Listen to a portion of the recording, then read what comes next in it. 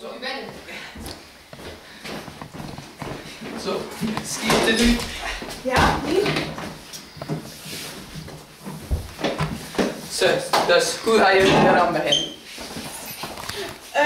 We beginnen met het vlees te marineren.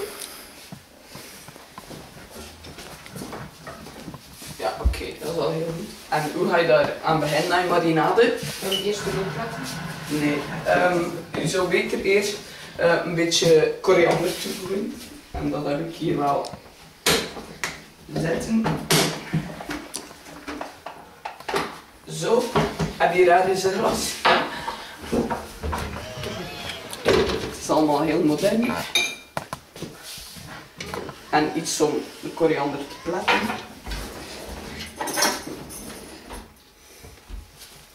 Liefst. Zo. Hoeveel moet er dan?